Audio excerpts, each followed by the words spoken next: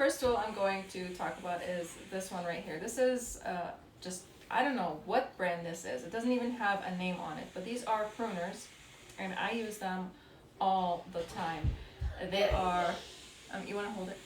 Yes, I have hairier hands, so I should hold it. I use them in everything. I use them when I'm cleaning up perennials, when I'm cutting down bushes, or when I'm pruning anything. They are the best. I've had them for so many years. They're standard pruners with a lock on them. Yes, but most pruners come with a lock on them. But they don't have a brand. I got these from Home Depot. Okay. And the first year we actually moved to this house. So I've had them for 8 years. 8 years. Yeah. And they're still going strong. And they're still going so good. I haven't sharpened them at all. They do need sharpening. I'm terrible at taking care of my tools. Yeah, and yet, after 8 years, you still need to sharpen. Yeah. And they're always working great, and Yeah. and I use them so much. So this thing, I wish I know the name of this tool, or I have a link for it or something like that, but I don't. I'm sorry. I just wanted to share it with you because it is one of my favorite tools. Okay, one of my absolute favorite tools is this Hori knife. So I love this tool because I use it like a trowel. I also use it to cut perennials if I'm dividing perennials. This sharp edge right here. You want to? Yeah, I'll hold it, closer sure. because you're closer to the camera. So this sharp edge right here? Yeah, and it has a serrated edge also. So I can use it sort of like a saw and like a knife, and it works wonders. What do you do with this edge right here? That one, honestly, I'm not sure. There must be a use for it. Now, I've seen tools like this that pull up dandelion by the roots. That might be it, because I use it. You get some leverage in the dirt, and you can pull it right up. That might be it, because I also use it for weeding. I use it for weeding things with long tap roots. This tool I always have with me in the garden wherever I go. That and the pruners. Well, one thing I like about this tool, it's got some weight to it, and it feels quality. Now the handle here, you can see the name's kind of rubbed off. Do you know what name that is? Oh yeah, I don't know. I don't know. I tried to find it on Amazon and I can never find the same one. But I found one that's similar to it. This one also has measurements on it. Yeah, but they're all rubbed off. No, but it doesn't have. It's kind of hard to see. Yeah, but you can see it's an inch graduation all the way up. So it's a good measuring tool to know how deep you want to go. Yeah, so if you're planting bulbs or whatever you are planting, it is really helpful. And I use it for planting bulbs all the time also, and really small seedlings. It's super helpful with that. One thing is nice about this tool is the handle's pretty beefy, right? So you can get a good grip on it, and if you have to put some force into it, it's not going to cut into your hand at all. Yeah. So that's really nice. Yeah, it's really comfortable to hold. And also what I like about it is we have in our garage we have a tool board, and we have these magnetic strips that you can hang the tools on, and this is magnetic, and I could just slap it right on it and it just stays right there. I don't have to worry about hanging it. I mean, you could also put it has this little hole right there that you could put a hook to kind of put your tools away. But as you can see, I'm really rough on my tools. I don't take care of them very well because I use them. Yes, and you leave them on the rain sometimes. No, I try not to leave them in the rain, actually. It's rare when that happens. Okay. Yeah, I try to put my tools right after I'm done. If I forget, that's by accident. It happens. Intentional, yeah. All right, next tool, my favorite tool. My next favorite tool is this one right here. You can hold it to it. Sorry, I don't want to beat you with it. You can see here. Spouse abuse. So you can see right here. So this is called a hula hoe. So this thing right here, see this? It's sharp on both edges, and it's super handy for weeding. If you have really tiny weeds and you do something that's called cultivating. So right after the weeds sprout, you come and you kind of rake them in with this hula hoe, and you cut off all their heads. And so use it like this. Yeah. And you scrape just under the surface, or yeah. Yeah. Yeah, you can go about an inch below the surface of this. And do you feel like it cuts through the soil easily enough? Oh yeah, it is the best tool I've had for weeding. This is my absolute favorite tool. So what happens to the weeds? You end up leaving the roots behind though, no? Well, some of them kind of stay behind. So what you do is after they sprout back again, you come back and you you rake them again. So you're not sitting there and just weeding one weed at a time. Mhm. That's just for like bulk weeding, I guess, you know. Yeah, it's especially when the weeds are small, you know, when they're coming up in Yeah, the spring yeah, or something. yeah, I find it easier to use this tool because you can do a huge area, right? Versus pulling one little weed at a time. yeah. It's a lot easier. Also, the nice thing about this tool is that if I'm adding fertilizer to the soil, this is the tool that I use to rake it into the soil. So I don't have to mix it in with my hands. I just grab this tool and rake it in. I find that surprising. Why do you use this tool over any other for raking in fertilizer? Well, because it kind of like tills the surface of the soil and it brings it a little bit down into the soil, especially if you, like let's say after you planted something and you pulled it out and the soil is super kind of fluffy, then when you come back with this one, it can go deeper than an inch. You can go like 2 or maybe 3 inches, like as deep as this thing, if not as deep as it, but you can go about 2.5 inches down and mix the fertilizer in. So when you typically fertilize, you're not fertilizing deep. You're fertilizing just the surface. Yeah, I mean, you could fertilize deep, and to do that, you have to like mix it in with your hands or get a shovel or something like that. But I don't need to do that because a lot of the, like, I'm talking about, let's say, vegetables. If I'm doing vegetables, I don't have to do it super deep because a lot of the vegetables that I plant have shallow roots, with exception to maybe like carrots, potatoes, stuff like that. So you don't need to go super deep. And also, like, let's say you are fertilizing perennials and shrubs and stuff like that, you don't want to go super deep because you're going to be damaging the roots of the plants. So you want to like just scratch it into the surface, right beneath the mulch. That's all you need to do. You let the rain take it deeper if you need.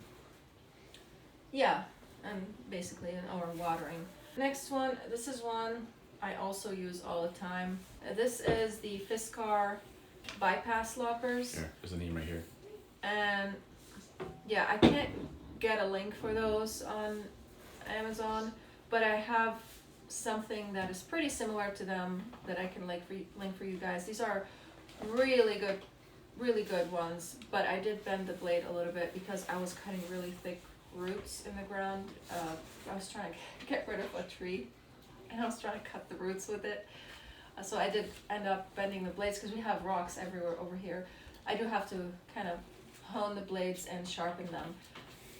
But it still cuts really good, and I've had it for several years. It is super hefty, and you can feel like it's not going to break on you. It's a pretty good one. Well, it says titanium on this piece right here. This piece right here is titanium. You also have a lot of leverage. Having these long handles. Oh, it has the name of the model on this one. It's L5532. Wow. The L5532 Power Gear 2. Yeah. We Did got you this use from Home this Depot. one? I Right? use it all the time. We Yeah. use it in Home Depot. I think it's where we got it from. So, Yeah, we got it from Home Depot. And we use it on our trees and branches and all kinds of wild shrubs. The long handles really give good leverage. Let's see if Yeah. I can hear. Yeah. You have some really good leverage on this. Also, oftentimes I wedge it up against a tree and I put my weight into it, and you could really cut some pretty hefty branches on this. Yeah, I do the same thing because it helps. Sometimes there are some branches that are. I mean, I cut branches that are like 2-inch diameters, or maybe sometimes, No more. Yeah. sometimes wider. Yeah. I wouldn't go Yeah. too much further than that. Yeah, I mean, maybe like 2.5. 2.5 inches, Yeah. something like that, and it works wonders. And these loppers don't work on those branches. Yeah. Then you got to step it up a little bit. So heavy. This is my favorite tool. It's an electric chainsaw, not a gas one. The gas ones oftentimes need to mix oil and fuel together, and that's just a very messy thing and annoying. With this one, you plug in the battery. It's 80 volts battery. It shows you the charge on it. It shows you how charged up it is. It's a very simple little thing here, and you just plug it in. You just plug in the big hole just like this, You gotta push it down tight. and then you gotta push it down. That it locks in place, and that's it. Now this is the brake, just like any other chainsaw. So the rest of the handling is identical to the rest of chainsaws. You even have a lubrication oil port right here. right there, lubrication oil port, and that's for the chain. But that's it. No, I like this thing a lot. It's a lot lighter, it's a lot quieter, and it does the job. It cuts, I mean, I've cut full trees down with this thing. Oh yeah. Large trees. Really large trees, yeah. In fact, we have some trees in the front yard that are, how big around would you say? About my Like- whole, Like 2 feet. yeah, maybe? yeah, 2 feet around, yeah. And And I cut through them, and they're hardwood. And I mean, the blade is not that big. So Yeah. how do you do it? Well, most of the time this is plenty. Really? Most of the time, but sometimes I would cut from one end, roll the tree over, and then cut on the other side. Okay. And all chainsaw safety applies. Yeah, I don't use that thing. He's not gonna let me use it. No way. No, she'll destroy it. Because so the thing that the biggest concern for chainsaws is kickback. Yeah. And there's a lot of safety concerns with chainsaws, and you really need to be a bit trained a little bit before you do it. Yeah. I bought a little chainsaw for like kind of small branches, but thicker than loppers what are the better. thicker than what the loppers can do. Oh, Yeah. but this is But better. he kind of scared me, and I haven't used it yet. I do want to learn how to use it though, and Yeah. When I'm not around, use that instead of this. Mhm. You're less likely to get hurt. Yeah. Yeah, I'm scared of using the big chainsaw. I don't know. It's just I don't know if I have the strength to use it. Maybe. I mean, it depends on the size battery you have. Really, all the weight is in the battery. Yeah. So this particular chainsaw is called Greenworks. It's a Greenworks one. Greenworks Pro chainsaw. 80 volts. Usually use the bigger battery, right? To help with the weight? I try with it depends on the job. If I think the job is going to be much longer, I get the bigger battery. It has a lot of weight, but it lasts longer. Does the weight help? Or- No, Okay. weight does not have. You want the smaller battery is better normally. All right. So maybe you can have multiple smaller batteries instead. Yeah. And you can But just I'll swap tell them. you what. Many times I would use the big one. Okay. Many times. And to charge the battery, you have the charger. It comes. You can buy everything separately. You don't have to have the battery with this. So if you already have this battery, you can just get the chainsaw alone. You can get the charger alone. You get the batteries alone. So that's really nice. And I try having all my tools, my electric tools, use the same 80-volt battery. And here's the charging unit. Pretty simple, and it slides right in. And that's it. You just push it in, you have it plugged in, and it starts lighting up. You want to show the battery how it shows How it charges? how it's charged, like fully charged, or yeah. It has a little it has a little indicator light when it's done. It finishes. No, I mean like the battery on its own. If you have the battery on your tool and you don't know if you need to charge the Charge it battery up. before you use it or not, it has a little button. The battery itself. The battery's a button itself. Yeah. No, I already showed them. I showed them. You showed that. I showed that. Yeah, Okay. I showed how it's This charged. thing is. I'm gonna end up with seeds all over my hair. See? So this tool right here, this is a leaf blower. It's the same brand as the chainsaw, so that we can just easily swap batteries with each other. We have several tools from the Greenworks right now, right? And they all use the same batteries. Yeah, and they use the same batteries. It just makes it easier to swap batteries this way. And this thing, I love it. It's super powerful. So if you are trying to clean an area that's like super, it has maybe thick leaves or with a lot of thick debris, you can just amp it up all the way. You have like this button right here. You have these 3 dots on it, 3 bars. Those speeds. Yeah, the speeds. And if you have all 3 on, it's like blows everything out of the way. Don't get in this way. And I use that all the time when I'm cleaning up after myself when I'm gardening outside. I also clean up the pathways in the garden with it. You clean the garage with it? I clean the garage. I clean the pathways over here in front of the house, the driveway. I use it everywhere, and it's just super helpful. It makes the job super easy. And the fact that it's super light and you don't have to plug it into something to make it work. The wireless thing's a big deal. That's a big deal.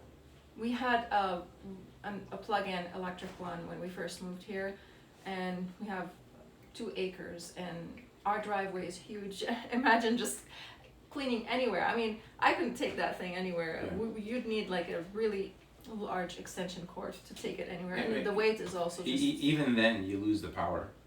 It's just not worth it. Yeah, It's not worth it. exactly. to put the battery in this is just like the chainsaw. Just put it right at the bottom here. And make sure you have everything lined up right. Just And there's a locking mechanism on it. You slide it in, press, and it locks. And that's it. You're powered up and ready to go. Yeah, and they're both 80 volts. So when you are purchasing battery operated things, you just want, and you want them to have the same brand and be able to use the same batteries, just make sure that the voltage on them is All the same. right? Yeah. I don't think they physically fit other types of batteries, but you want to know, because the batteries are the expensive part. Really, these things are actually very cheap. It's the batteries that are much more expensive. And the charger, I think, is expensive too. Not compared to the batteries. These are lithium batteries. They cost a lot.